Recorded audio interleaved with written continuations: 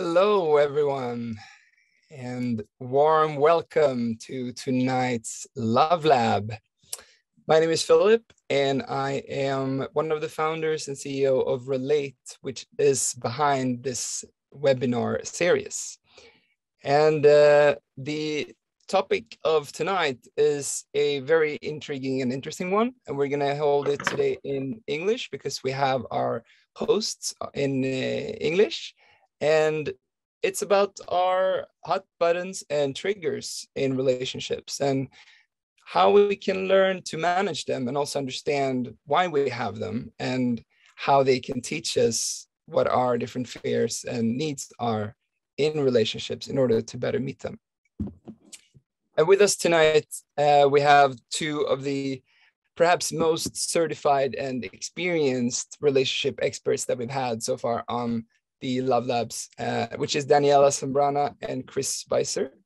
And with backgrounds in psychotherapy, integral theory, core energetics, and perhaps most relevant for tonight, relationship mentoring and couples therapy. They have accumulated a mountain of expertise when it comes to understanding how we humans work, and especially in relationships. So I am super excited to have you guys here and to learn more about managing my own triggers and learning my own needs and fears. So hi everyone. Good night, good evening. So I'm living in Vienna. I have a private practice working here and online with individuals, couples, groups and businesses. And I'm a psychological counselor, a core energetic practitioner, which is a modality of body psychotherapy, and also a neurosensory coach, which I work with elements of occupational therapy and polyvagal theory, so to say, and a lot more. And Chris is my partner I work together with him on online couples counseling, and he's my co-therapist. So here is Chris. Hi. It's an early afternoon time for me here outside of somewhere between Boston and New York City. Yeah, I guess you've now heard we have training in core energetics, practitioners in core energetics, exceptional relationship mentoring, which is an offshoot of core. It's based in core energetics. I also have integral coaching background. I'm also a Zen practitioner, so I do a lot of interesting work with emotional reactivity in contemplative settings as well. So, as Donnie mentioned, we have our project, our practice online, and at the heart of our work, really the heart of exceptional relationship work, is conflict, because we see conflict as a really counterintuitive but good path, important path to love and intimacy. We use conflict as a defense. That's probably a pretty obvious idea to everyone here.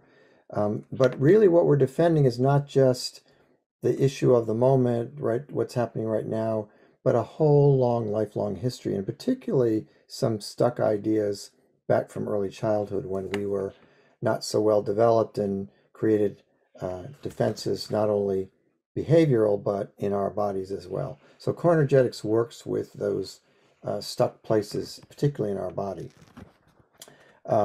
Yeah, just a little bit more about core. It's a somatic psychotherapy. It's also a little bit, it's an evolutionary process. So it works with whole being, body, mind, spirit, emotions. And what we're trying to do with core is bring consciousness to our life force as expressed through the body in movement, in voice, in breath, in all kinds of physical expression. So you can find out lots of information about core energetics online. We welcome you to do that. And back to Donnie, yeah? Yeah.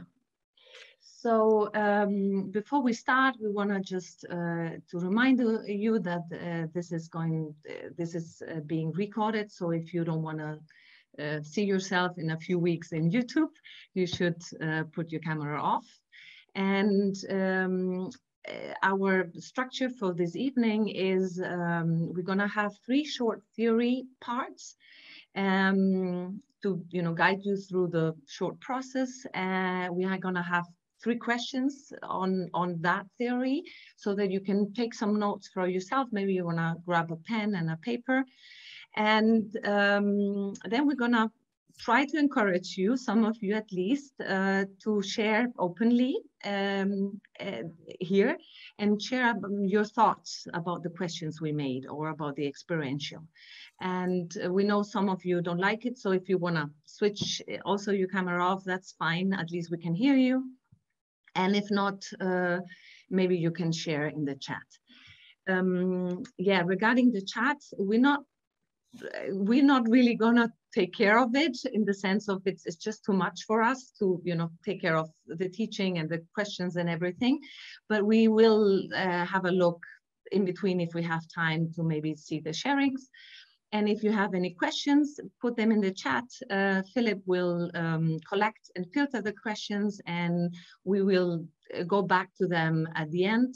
There will be, after we finish, after an hour, there will be some questions and answers, and we'll be gladly answering your questions.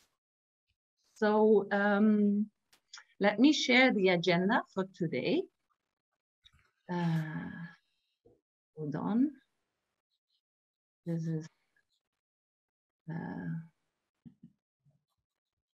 so there we are.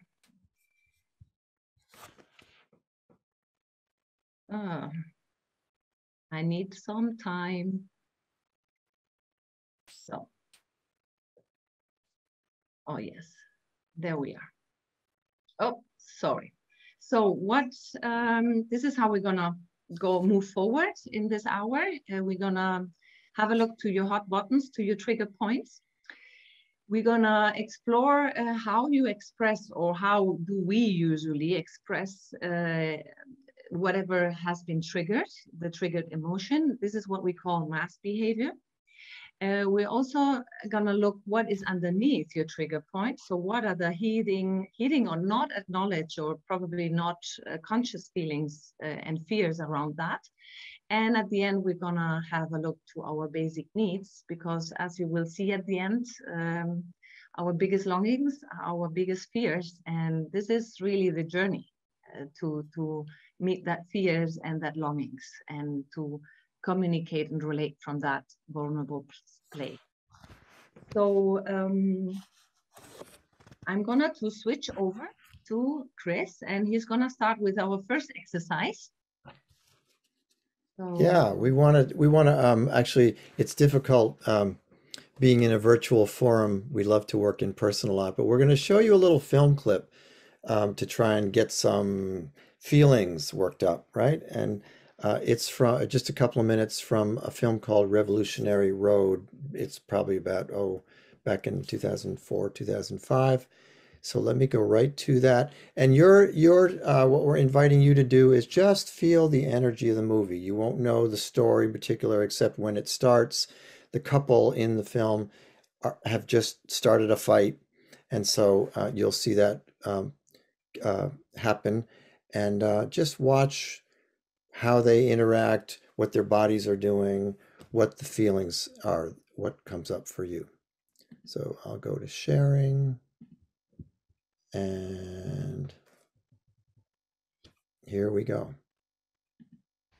What are you doing?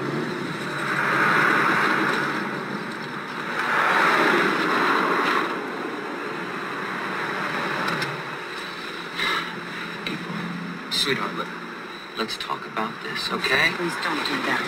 Come on now. Don't touch me. April. You just leave me alone!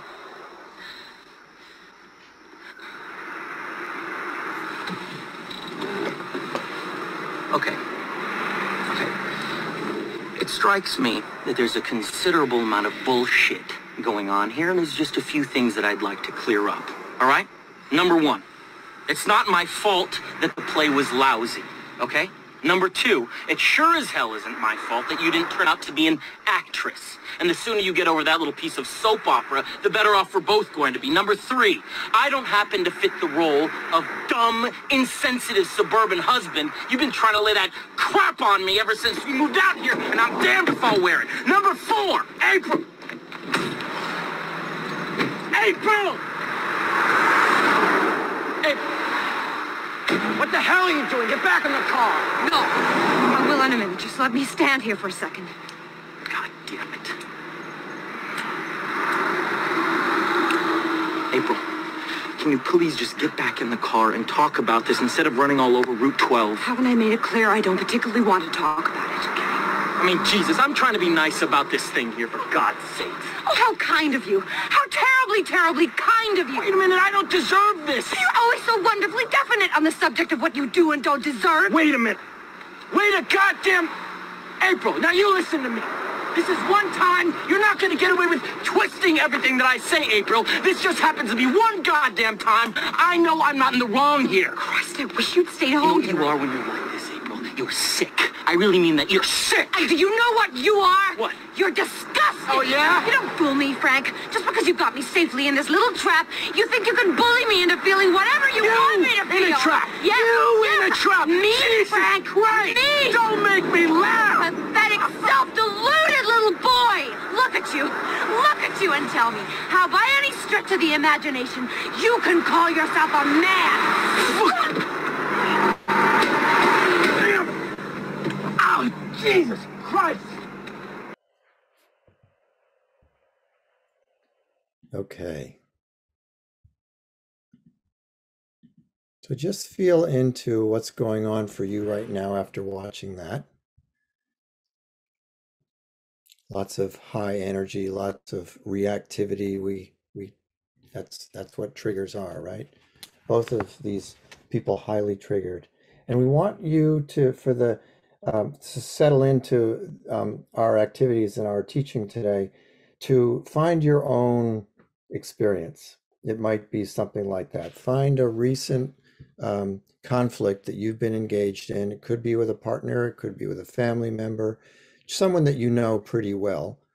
And that's maybe happened recently, although it might be also a conflict that you get into habitually. You know, it's a thing that happens over and over with this particular person. If you can draw that memory to mind, and hopefully we can sort of attach a little bit of the energy that came up from watching the film clip to your story. And I want to just guide you through a little short meditation as you hold that image of that conflict. So this is, first of all, starting with feeling. What feelings are up as you think about that? Is there sadness? Is there anger? Is there confusion? Is there embarrassment? And sort of identify those feelings. And then we want to drop into the body component of those. Of course, those emotions, those feelings are inside. But do you already sense a bit of maybe contraction going on? Especially, we were assuming that this is a set of negative emotions. So there's likely contraction. Pay attention to your breath, for example. Is it maybe more shallow than normal? Or is it jittery? And what else about some tightness, maybe in the jaw, or in the shoulders, or in the heart, chest area, down in the belly? Just do a bit of a body scan and locate those points where you feel discomfort, tightness. This is the body contracting. And also notice whether they're changing. Maybe they go numb. Maybe they come more alive as you keep the thoughts around that particular story and that particular person. It's hard sitting here, I know, without that person. Maybe that person's close by, but the best you can, see how it changes, see how it shifts, and even it might be fading away.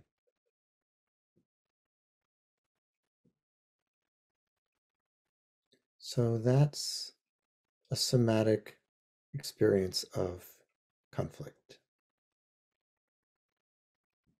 Donnie?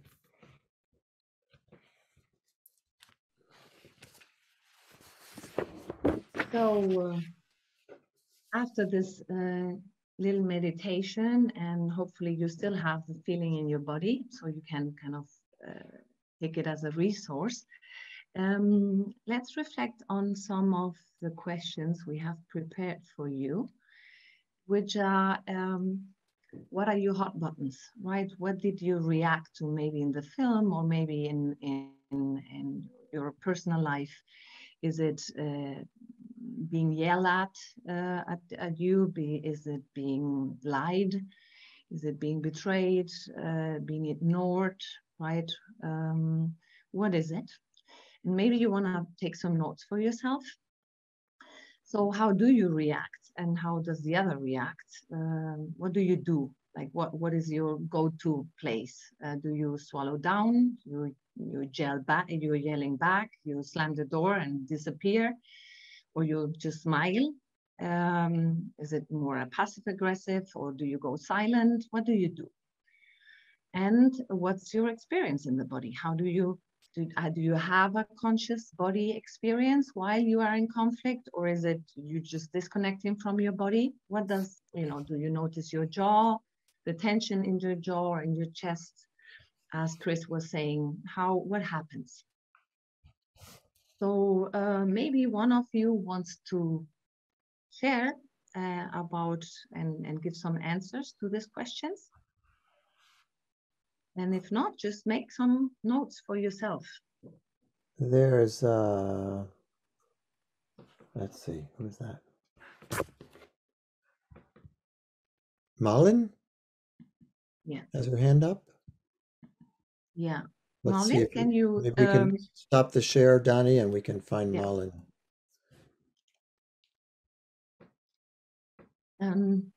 You have to unmute yourself, Malin, if you... And Malin is probably made a mistake with the hand. Oh. Okay, so, Sarah, I don't know who was first, Sorina or Sarah. Maybe some of you want to unmute? Yes. Okay. Go ahead. I can start sharing. My trigger button is when I'm being ignored by someone. And usually my reaction is I start yelling and slamming the door. And the sensation in the body usually is, tightness in the jaw and pressure on my chest. Yeah. Okay. Thanks. Thank you. Thank you. Sorina, you want to share now? Yes. Hello. Hi. So my triggers are when I feel that they don't understand me. So a feeling that I'm saying something, but they cannot, or my partner cannot understand. And I arrive to like a stopping point, like a point that I feel there is no solution. So confusion, and my breath is stopped. I start to yelling, screaming, and sometimes completely in the opposite way, completely be silent. Okay. Okay. Well, Thank this you. is your place to go, huh? Okay. Thank you for sharing. Take some notes. We're gonna work on that, so that's gonna be have a more complete picture afterwards, I guess, or I hope. We hope, right? Yeah. So I think it's your part, right, Cliff? Yeah. So here's the first of a couple of little teachings we're going to do. We mentioned the idea, this core concept of mask behavior, and you probably have a sense already. Mask is a pretty straightforward word. It's the part of ourself. It's a way of acting in the world. It's how we present ourselves to the world, is what a mask is. But like we know about masks, they sort of cover something behind what's probably more real. And so what that mask is doing is protecting us. It's a defense, really, against well, down at the bottom, meeting our basic needs. But it comes out as a form of reactivity, like we've been hearing from Serena and Sarah. It's a defense against deeper feelings. Down underneath, down behind this mask, are feelings that are actually have a place. They're giving us lots of information and signals, but they're also pretty difficult to experience, and we don't want to feel those feelings. So we get nice, or we get angry, or we get even be quiet and go into some quiet place. But while those can be helpful behaviors, they also can keep us from the more painful thing way deep down. These defenses really started in our lives early on, in the first 4, 5, 6 years. They were our best attempt to take care of ourselves when we weren't fully developed, against betrayal, against abandonment, against aggression, against all kinds of things that the world inflicts on us. And it may also be related to a role we took in the family, if we have siblings, or our relationship to our primary caregivers. If one responded one way, we might have responded in another way, and we settle into this role. But these mask behaviors are often of two types. That's a big generality, but one of the outer ones, and they're the ones that we're quite familiar with, what we point out, we blame, we judge, we criticize, we do that, and it's just that's the easy defense. But we also do that in an inward way. We criticize ourselves, we judge ourselves, we say we're just not up to the task, we're not good enough in some way. And that also morphs into things like confusion and figuring things out. We go into our head to try, and we don't want to feel this body stuff going on, so we think our way through. We try and figure things out. We analyze. We come up with the right words to say, right? So that's all kind of a form of mask as well. So that's the gist of this idea. It's a face. It's a defense, and it's an avoidance to things that we need to discover behind and underneath. Yeah. Let's see, I think that means I'm going to toss it back to Dani. She's going to start looking at the underneath part. Yeah, I realized we had a slide for that, which we didn't. Yeah, we had a slide for that. So there it is. Maybe you want to share some more about the different masks we have? Yeah, well, this is a summation of the ones I spoke to. You'll see in there the outer ones, the outer directed ones, the criticizing, the pride, the blaming, the judgment. And we'll also see the inner ones where we become victims, where we withhold, where we disconnect, where we become submissive, right? Those are all kind of the back away. In some ways, you've heard the terms fight, flight, freeze. You can kind of hold them up along those categories as well, but it's really it's partly based on our survival, the way our brain works. But again, that's built on in these early childhood years. Okay. Okay. The bottom line there is what you needed to be in your family in order to be safe or loved. And these are the strategies that we developed and found to be somewhat effective. They worked well enough. In adulthood, they don't work so well. Yeah. So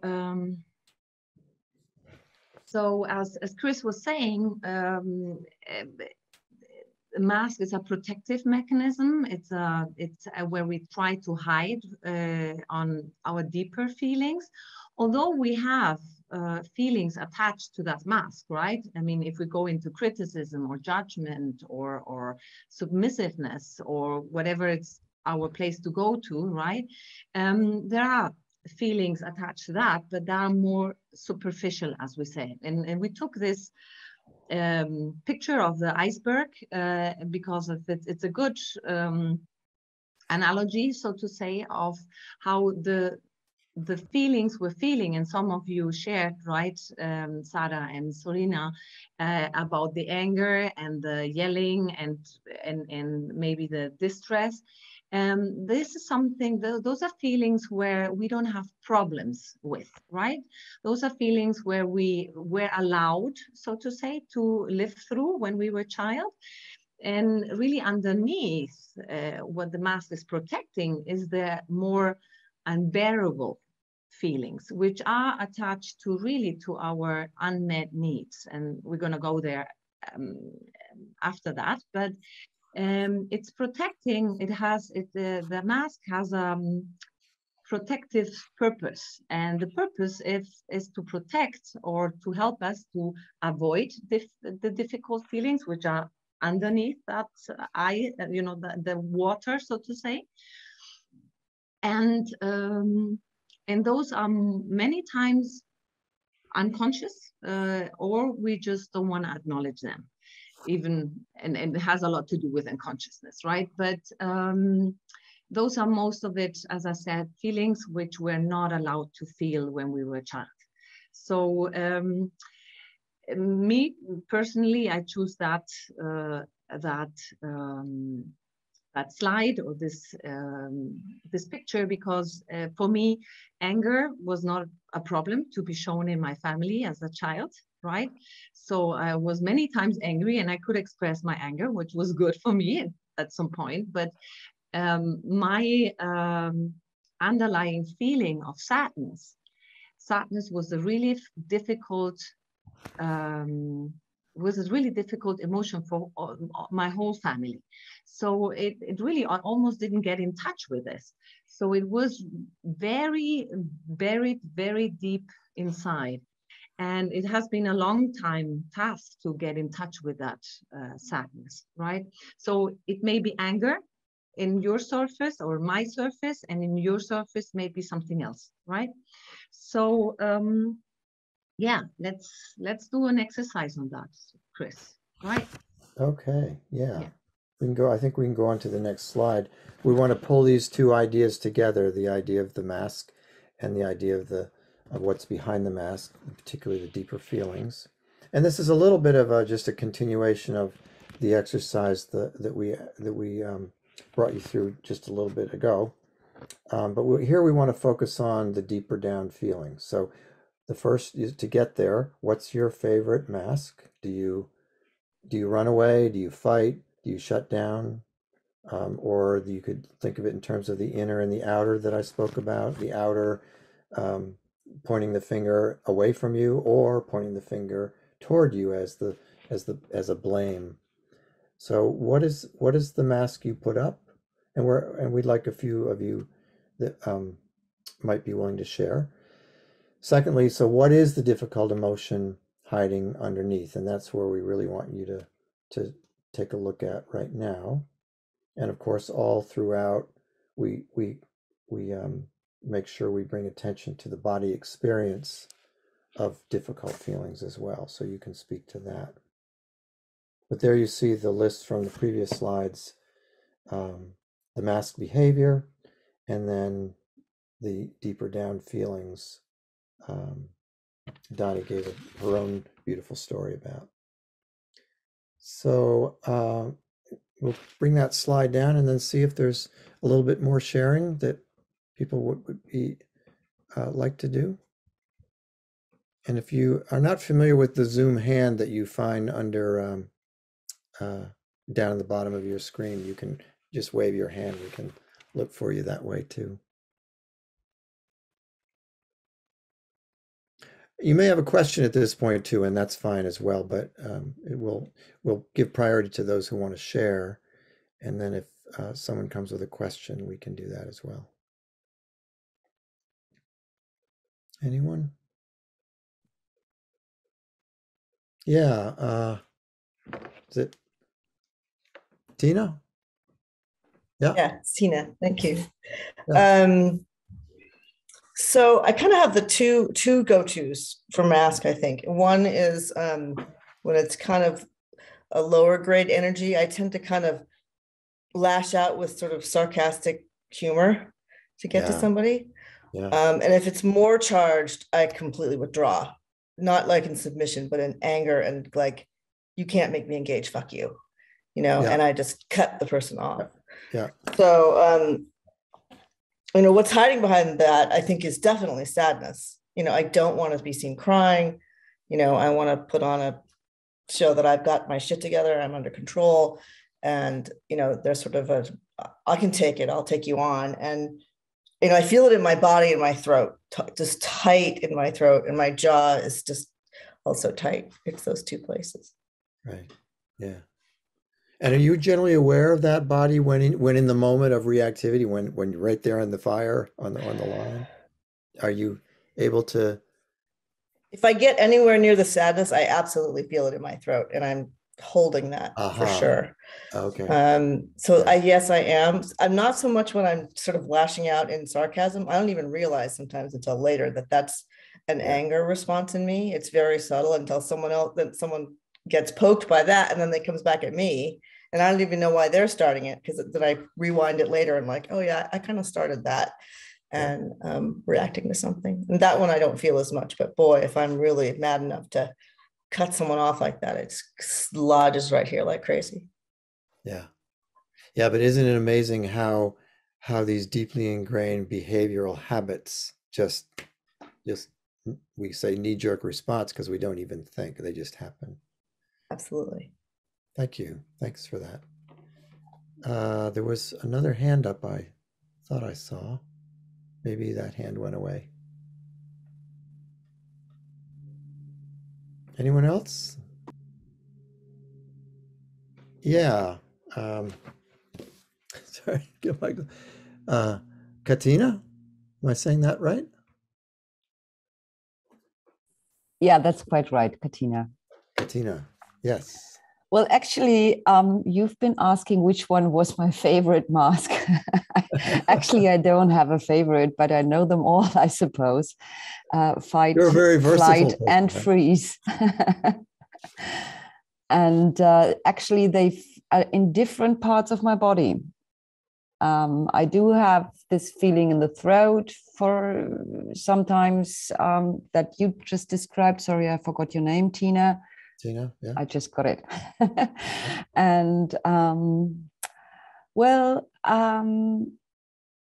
the fight thing is, the fight is like slamming doors. What somebody else said before, like I need to do something like shouting and I don't know, slamming doors or slapping things or whatever. I did that when I was little quite often. And that is more or less in the breast and not in the throat. The throat is when I have the feeling I won't be understood, like somebody else said before. And when I'm in this freeze thing, it's more or less in the solar plexus. And so it's like 3 levels. One is very much in the arms and the breast, and one is more or less in the throat, and the other one is more or less in the solar plexus. And do you have a sense of what the deep down hurt or wound or feeling is that you're staying away from? the strange thing is what the fear is. This is in different states different, like not being understood and or being ignored. What somebody else said before. When I feel this, I don't know, was ist Ohnmacht, Daniela? Helplessness. Helplessness. Okay. When I feel like I'm helpless because somebody won't understand me, then I got more or less aggressive in the first place and tried to fight. And at some stage, I might not fight that day, but I will fight that day, but I shut down the next day, sort of thing. And then it goes down to the depth.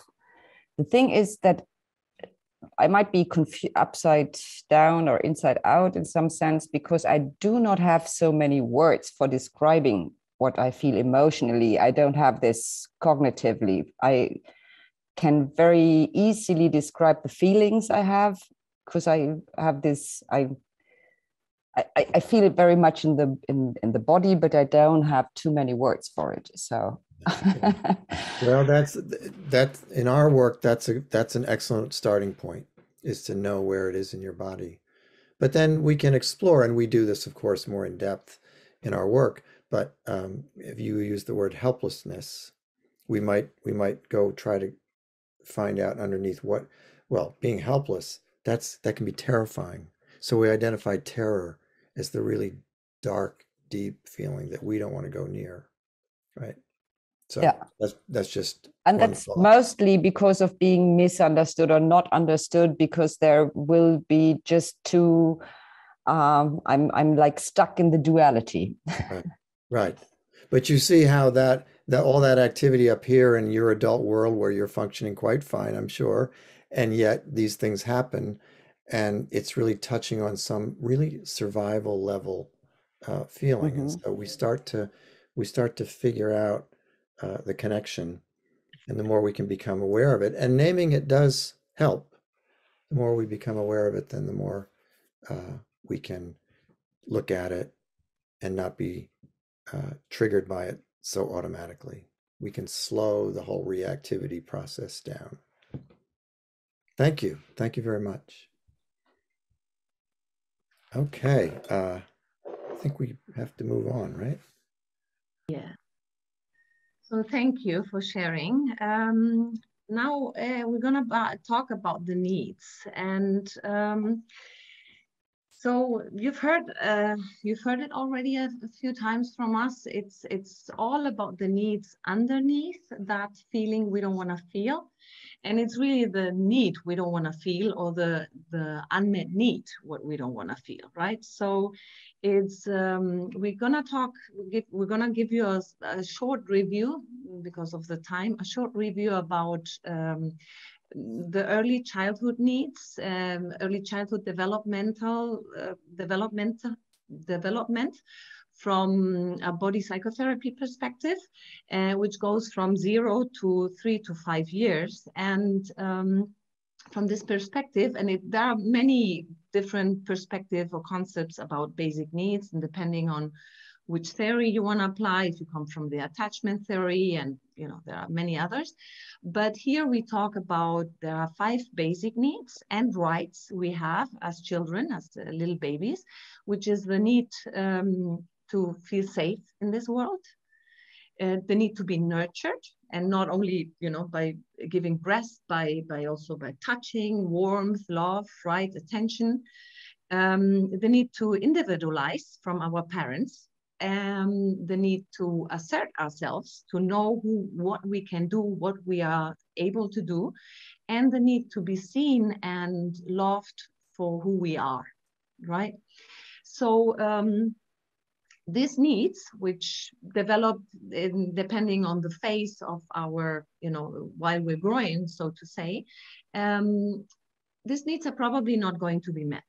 Even if we have the most beautiful and the most loving parents, there are no perfect parents, as there are no perfect humans. So, we all will meet or will not get our needs met in some degree or the other, And what it really does to us, it is in that phase in our life, we're talking about survival. So it creates a lot of pain. And what we do in that place of childhood consciousness, but we need to say that childhood consciousness has another way of thinking of as if we would have a rational mind which has a grown adult. We create images, or images get created. An image is an idea of what I can expect from life, right? An idea of what I can expect from life, or what I can expect from others. And also an idea of what I need to do, or what I need to be, or how I need to behave in order to get my needs met from life, from my parents, from friends, from an intimate partner, right? But images are also an idea of how I can avoid pain. So on top of these images, we create behavioral patterns. We learn what we can do and we cannot do in order to get the attention, to get the nurturing we need, to get the assertivity we need, in order to feel safe, whatever we need, right? And we build up this behavioral mechanism. And we will try to fill this need, or to fill up this need, which is not felt 100% as we were a child. We will try to fill it up in adulthood, and especially through the choice of an intimate partner, right? And we screw it up because we start behaving, or we start relating to the other from our from these behavioral patterns, which helped us to survive when we were a child, but as an adult, they're limiting us with all the images behind that, right? So, and that's the reason why we will create fight and conflict in a partnership, in order to try to get these needs met, right? So this is really the dynamic underneath the underneath dynamic. So it's really that way that unmet needs trigger difficult emotion. And that difficult emotion, Katina was talking about helplessness, right? Helplessness is one of our biggest fear. I would say more than the fear of dying. That is what gets what we think we need to hide or not to feel, or we're, at that point when we were little was unbearable to feel. And we grow up with this belief that it's unbearable to feel, and that's why create all these mechanisms. And from there we relate to others, and that's where we screw it up. So you've seen we had like a top down approach. We've been seeing in this hour, you have trigger points, you have a mask, you have a surface feeling with that mask, but then you have more hidden feelings behind that mask, and behind that are the needs. But really you can turn it around and say it's how you say that, a bottom-up approach, in the sense of that healing comes from getting to know what your needs are, what happens if these needs are not met, what difficult feelings arise from these feelings not being met, and to stay in that vulnerable place and communicate to your partner, or to your business partner, sibling, whoever, to relate from here, from that place, from that vulnerable place. So I'm gonna share our 5 basic needs. And so you see, we have in that order of also childhood developmental order, so to say, we have the one of the fears most of us encounter is the fear of not being safe. That is also a very bodily experience, right? Many, many times. So from here, I have difficulties of feeling safe. And what I really need is to feel present, alive, and safe. This is what I'm longing, but where I get stuck is the fear, right? I have a fear, depending on my experience, I feel maybe abandoned, left out, or that it's never going to be enough, you know, enough love, enough attention, enough eat, enough food, whatever, enough time. There's a lot around not having enough time in this space. And what I really need behind that is feel the belonging, the taking care of, and the being taken care of, and the taking care of others also. When we are in the phase of individualization, many times the fear of being trapped and overpowered comes, you know, the parents not wanting to give us space to discover the world. So what I need behind that is to get free, to individualize myself and to express myself, right? That's the same for an older, around 3 years, is I start noticing that I cannot trust the world. I cannot trust the world. I cannot trust my surroundings. And therefore I can probably not trust myself. That's the image around that. So what I need is to be empowered and trusted, and be able to trust the world and myself. God, a lot of trusting around God is here, right? And when I say God, I say universe, I say life, whatever is God for you, right?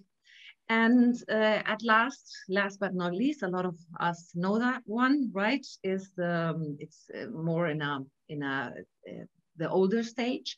It's the feeling of not being enough.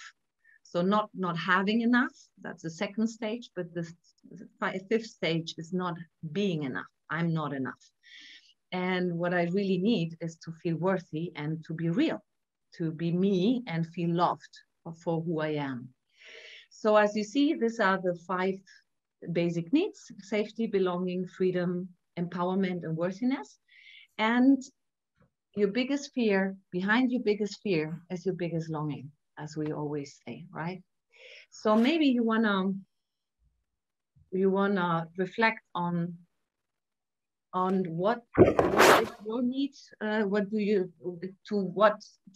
which need do you relate most to of these 5, and how is this need lacking in your life, right? Or the outcome of that need, not really the need is not lacking, but the outcome, and what is missing for you. Yeah. Let me see. Are we on time? Yeah. So yeah, so maybe we can jump into a share, Donnie, and I can. Yeah. You can take over. Because we need to start. We want to start wrapping up. We've presented all the 3 levels that we've been discussing with. And so we could just do another round of sharing if more people would like to step in. Again, it's the similar sequence that Donnie just summarized, and whether from top down or from bottom up. Your trigger, how you react, what your mask behavior is, what emotions are underneath that you don't want to, that are trying to defend but are very uncomfortable. And at the bottom, a need that's not being met. And so in this sharing, we could ask you quickly to go through the first 3 and maybe talk about what you're aware of with this really kind of fundamental need. And it's never going to be one, of course. We all have all 5 of those to varying degrees, but maybe 1 or 2 that are particularly are so present in your life. Anybody want to step in and do a share around that? Now we're getting into the real vulnerable part of this work, right? Because this is where vulnerability is what we're staying away from when we fight in a partnership, in an intimate conflict. And yet that's exactly where we need to go, right? At least for ourselves. But of course, we have to feel safe trying to be vulnerable. So it's quite a challenge. Anyone want to? Or if there are questions at this point, there might be something you want to bring up that we've talked about. And yeah, Johanna. Yeah, hello. Hi. Thank you for these clarifying 5 basic needs. So the one or the 2 really standing out for me is the need of belonging, that I, for a really long time, been telling myself and others that I don't need belonging because I am very much capable of taking care of myself and managing everything on my own and solving my own problems. And just realizing from looking at myself, that this is obviously a trauma response and I need belonging as much as anyone else. But and also the need of feeling worthiness, I would say, was connected to that. And that became I was surprised by that insight from this talk, because it was connected to the feeling of the need of belonging. When I think about why I think I don't need belonging, it's connected to my feeling of worthiness, I guess. Yeah. Thank you. Thank you. I mean, you've touched on, I think, 2 fundamental issues that all of us struggle with: belonging and worthiness. Those are 2 of the 5 for sure, but I think they're so universal. But isn't it interesting how we take a while to, especially in our mature selves and functioning well enough in the world, and okay, maybe a relationship or 2 didn't work out, but that's okay. I got, I came around again, and so it's so easy to really not burrow back to rediscover it again. Maybe that's a way of talking about it. So thank you, John. Yeah. Anyone? We have another Johanna. Yeah. Yes. Thank you. Yeah. I have a question. So for me, when I have found my underlying need and have found that a boundary has been crossed, I find it hard to judge how to behave around my crossed boundary. I also feel there is a gray zone in what can I allow myself to be put at, and what can I not allow. So for example, an obvious reason would be if someone hit me. That's an obvious, this is a boundary that has been crossed, it's not good. But then it feels like, especially in a relationship, that there's a gray zone where it's really hard to know if this is the boundary that is healthy for me to work on with my partner, or if it's a clear no, I should not be with this partner because it's not good. Do you understand what my question? Yeah. And it's a complicated one, as you know. It depends on the history of your relationship to that point, right? Hitting is physical violence, but so is emotional violence a big boundary issue. And when we're taking care of needs, remember, we think of hierarchy of needs, it's taking care of ourselves and being safe. That's number 1, right? So that's always first. When we work with couples, we get into the dynamics of both sides.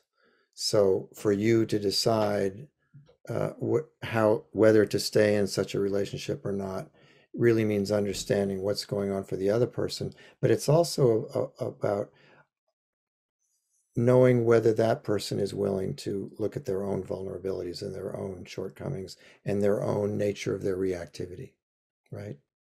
I think that's probably the first thought I have. Is the other person in the learning process with me or not? Donnie, do you have a thought about that? Or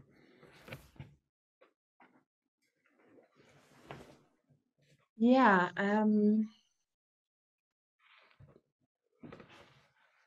I think the most difficult thing about boundaries is that we need to understand, and this is really difficult because this is not what we were trained as we were a child. Because we didn't get our needs met, we started looking outside, right? And we were very dependent on what the outside, our parents, society, whatever, would give us, right? So we've learned to set boundaries outside. And boundaries are not set outside. Boundaries are set inside. The other starts where it's my boundary. It's not the other way around. And I think this is a really, it may be too abstract right now, the way I'm saying it, but it's a felt of sense of self, a sense of self, what I'm talking about. So here for you, I would say the learning here is to, and I guess this is what you were saying by the gray zone. You said something about, the gray zone. Where's the gray zone? And there's always a gray zone when the boundary is not clear, right? So this is a gray zone where I would give you the question for yourself. Where do you start? What is your sense of self? Where does your sense of sense start? And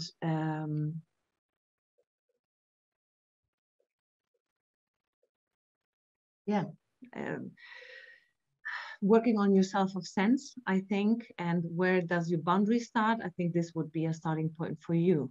And as Chris, I think Chris was trying to say before, this is number one.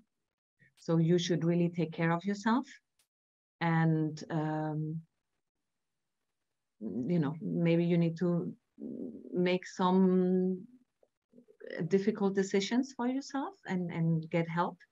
But it's important. This would be the next step for me. Yeah. Thank you. I just want to clarify, I'm absolutely not in a being beaten. That was just an example when it's like super clear that this is not good. But then there is like these much more mundane needs that are not met, that I think are the gray zone. Okay. But remember, what seem like mundane needs may just be surface representations of much more fundamental, deeper needs as well. Yeah. It's good to dig down more. Yeah. Thank you. Thank you. I think we're out of time. Yes, we are. Let's see.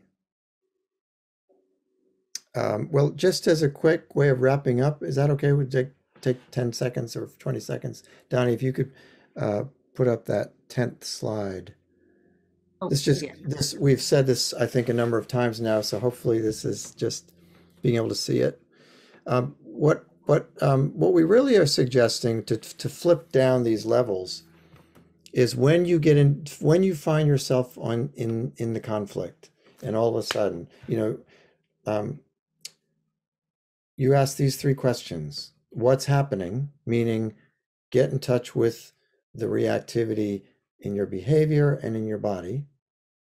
What am I not wanting to feel by taking on this habitual response? And try to get in touch with that. And what do I really need under that? Now, all of this is lots of thinking, and you may have to sort of sit down after the fact when you're away from the conflict to take a look at it. Because in in the worst case conflict, you need to stay safe and you need to take care of that first. Safety is always fundamental. But once you are safe, then you can start looking at the nature of the conflict and the reactivity. So that's what we offer to you today. And thank you so much for joining us. Yeah, and we're gonna stay some more minutes for Q&As, but I think Philip, you where are you? I'm here. I'm here. I'm listening very intently. Thank you so much to you both, Chris and Danielle. I think it's been a very fruitful hour, and I think those questions that you just summarized with really helps us to try to meet those conflicts or triggers with some curiosity. Like it helps to have questions, to keep that with you and stay curious even when you're into conflicts. And I particularly, I think my pearl of insight was just like just the insight of how we're actually escaping or avoiding vulnerability when we're in conflict or when we're in an argument, and how that's the key is to get back to vulnerability, and like just that keeping that insight in my awareness, I think is going to help me a lot in future triggered moments. Thank you so much for this hour and for joining us. And yeah, as you said, we will stay for a little bit in respect of everyone's time. We're ending the official hour here, but for anybody who needs to leave, but we will stay a few minutes to take a few more questions. And we will also send an email to everyone who registered with the YouTube link to the recording, and maybe we could also send out the slides. Would that be okay with you, Daniela and Chris? Yeah. Absolutely. Yeah. Yeah. And also like some links or further references to some of your work for those who are interested will be also included in that email. And then the next Love Lab will happen in quite exactly 2 weeks. So the Monday in 2 weeks from now. So you can also keep an eye out on Facebook and in the email as well. So thank you everyone for joining. And we will be back ourselves for a second offering later in March. Yes. Yeah. Nice. So you can more keep an eye info out to for come. that as well. Yes, great.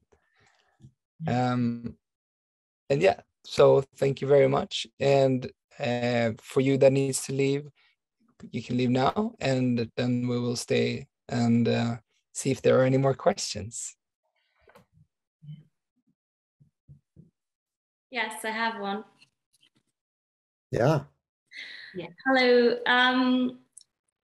Maybe I don't know. Yeah, I can put my camera. I'm very curious to know about the attachment styles. If we manage to be aware of all what we mentioned before, and I guess it's also linked to the attachment style. So that's one question, like how what you just talked about are really linked to the attachment style. And then my other question is like, can we work on these issues ourselves, and how? So we stop repeating the same again and again of attracting the same kind of relationship. And I'm not only talking about love, but yeah, like to become a better version of ourselves and not suffering so much of those triggers, and like kind of like, oh, I recognize you and I smile at you now. Yeah, maybe it's a lot of questions in one, but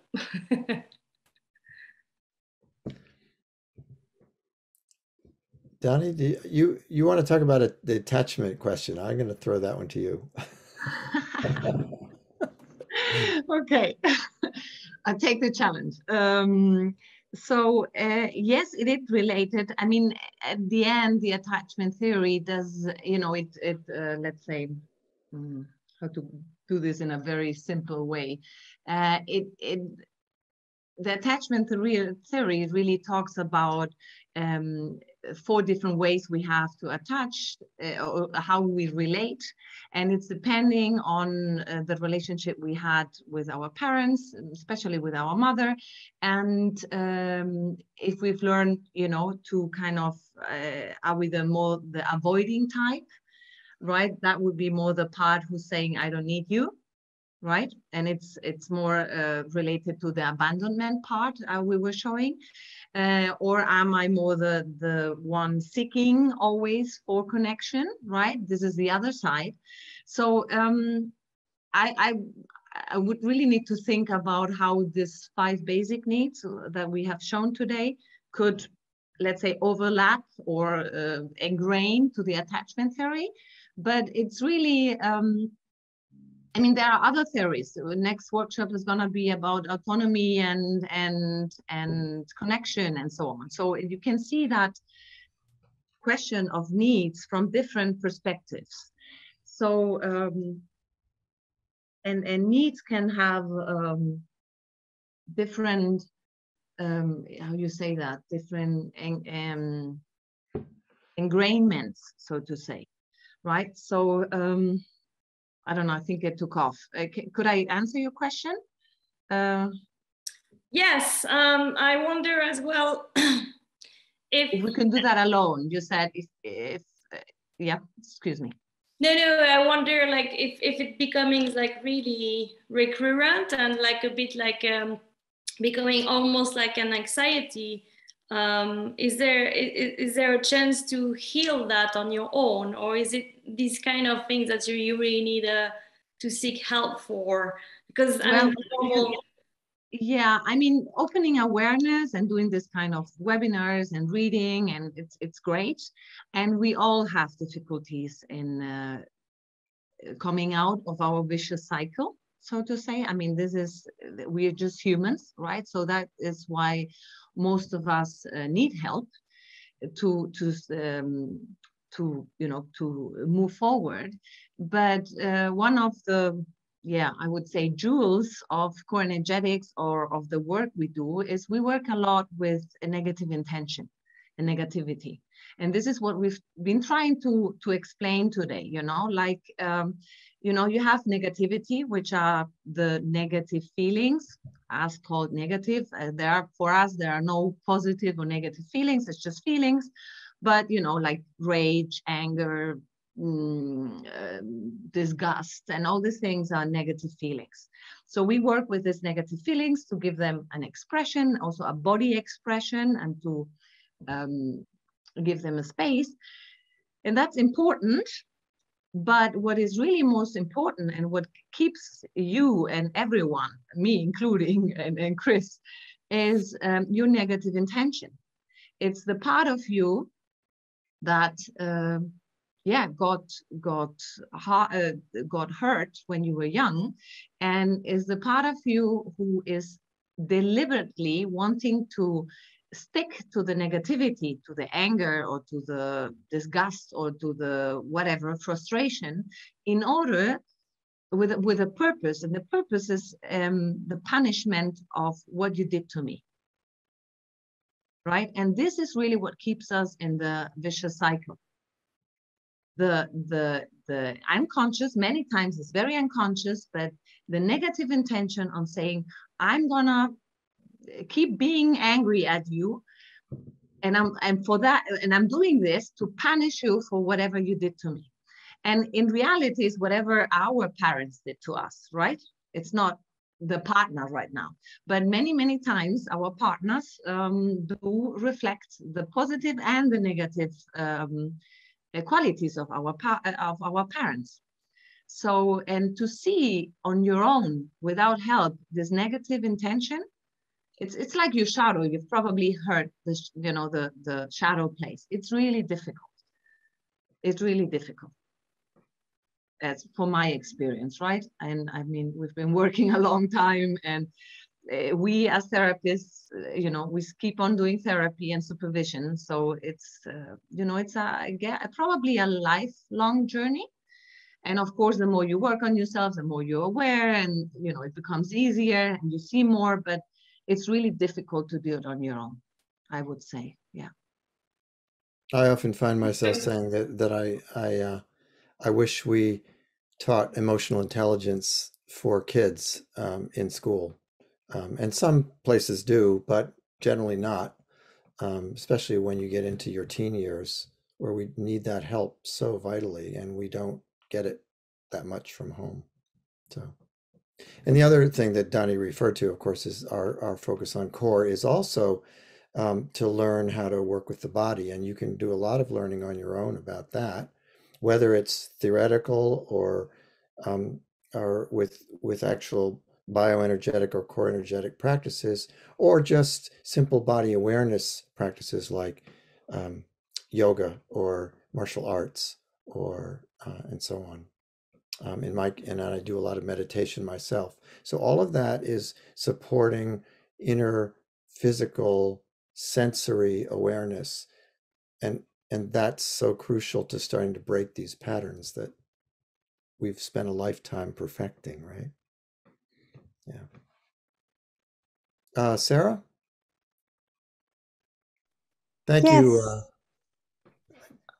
Thank you very much, first, for your amazing seminar. I just wanted to ask you about your future programs, if you would have some other seminars, or hopefully that COVID is going on, if you have some, let's say, daily seminars or workshops. So 1 or 2 days workshops. I just wanted to know if you have some future programs. Thank you. Yeah, we have the one that we'll bring back to Love Lab next month. I think it's late March. It's really sort of taking off on this conversation about needs and going deeper with that. It's called "What Are You Fighting For?" And our wonderful teachers, Marcia and Brian Gleason, that we did a lot of training with, always see that as such a fundamental question. What are you fighting for? And often it comes down to, is it for autonomy or is it for connection? We start to weigh everything from those two perspectives. So we're going to dive into that question. And of course, the answer is never simple, right? But and then otherwise, we hope to be doing more. We have our website. It's artofrelationship.org.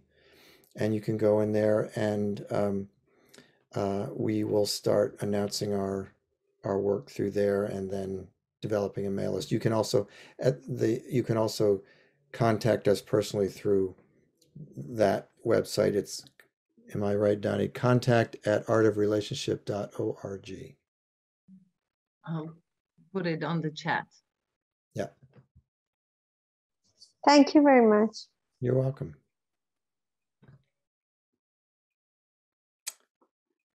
Yeah. And our website is the same name, Art of Relationship. And of course, we're very interested in individual or couple work. Both Donnie and I have our own separate practices for individuals, and we work together with couples. So you can contact us about any of that. Even outside, because I don't know, I think you are in Vienna, Daniela, but is it possible to do also online?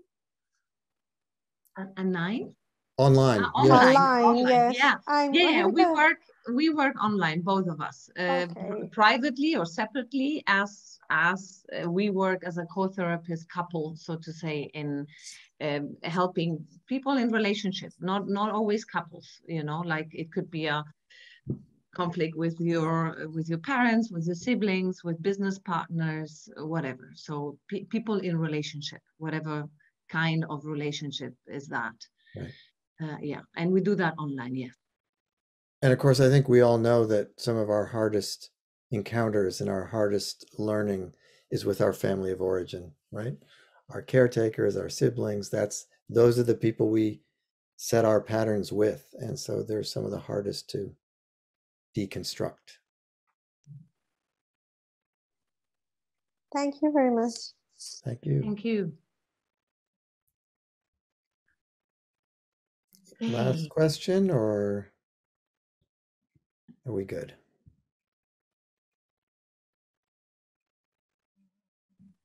Yeah. I think we're good. I think we're good. Yeah. Let me see. Is there any hand raised? No. And the chat are seeing wonderful appreciation there. I'm not seeing a question. So. Okay. Yeah. Yeah. Good. But we hope to see you again. Thank you so much. Thank you especially for the vulnerability of sharing and speaking up and jumping into this somewhat, well, I guess we're all pretty good with virtual communication these days, but we really appreciate it. Thank you everyone for supporting us and for being there. Yeah. Thank you so much, guys. And as we let people leave, let's finish off with playing one last song.